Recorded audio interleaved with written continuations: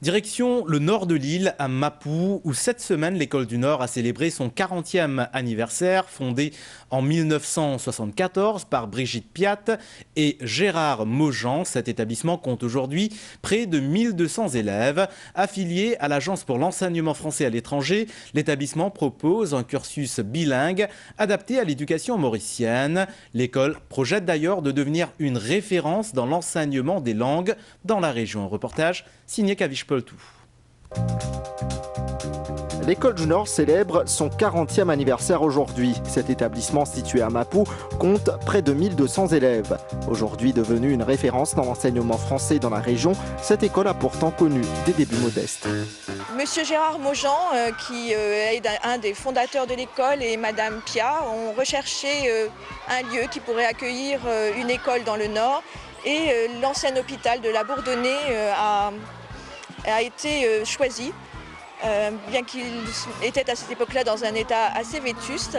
Et un groupe de parents extrêmement motivés se sont mis à rechercher des subventions, des aides pour offrir une école qui a démarré le 24 septembre 1974 avec 20 élèves. Malgré son appartenance au système d'enseignement français, l'école se veut avant tout mauricienne. Depuis peu, la langue officielle du pays, l'anglais, est de plus en plus présente dans l'enseignement. L'établissement ambitionne même d'atteindre l'excellence dans l'enseignement des langues. La langue officielle Maurice reste l'anglais et aussi la première langue utilisée dans le monde, c'est l'anglais. Donc pour nous, il est important aussi de nous montrer nos cultures, même s'il y a une école française, il y a une école mauricienne avant tout. Donc cause anglais, pour nous, c'est très important, effectivement. Aujourd'hui, les élèves qui rentrent, puis maternelle, je passe la moitié de temps cause anglais, la moitié cause français, et ce qui fait qu'ils sont fluents assez jeunes. Autre engagement national qu'a pris l'école, c'est son adhésion au projet Mauricile Durable. 6 ans déjà depuis que l'établissement est certifié éco-école et les projets à ce niveau sont nombreux. Un des derniers projets qui nous peut mettre en place, c'est le photovoltaïque à l'école.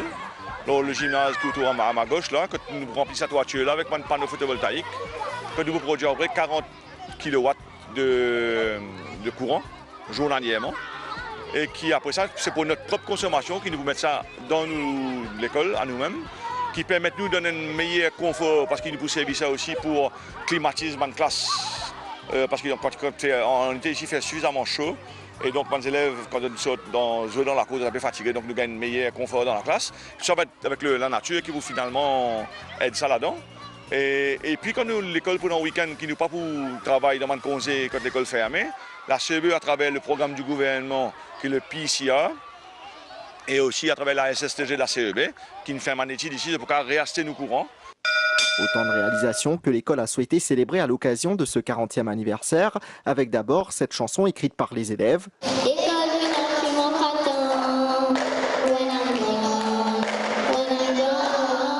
Nous avons créé une chanson spéciale 40 ans que les élèves peuvent. Tout le monde attend la fête avec impatience.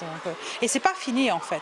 À partir du mois prochain, nous ce qu'on aimerait aussi dans le comité, c'est avoir une action tous les mois jusqu'à juin, le mois de la clôture de l'année. La réalisation d'un DVD marquant les différents aspects de la vie scolaire. Pédagogiquement parlant, c'était intéressant parce que c'était toute une recherche d'archives, c'était une activité d'écriture, il fallait préparer les interviews et puis c'était déjà mieux connaître son école. Ou encore une compétition de dessin marquant ses 40 ans, c'est la création de la petite Zora qui a été primée. Mon école, pour moi, ça représente un peu tout, parce que je passe un peu tout mon temps ici, donc ça fait un peu un tout pour moi. Donc pour moi, c'est plein de couleurs. J'avais besoin d'exprimer tout ça là par rapport à mon dessin.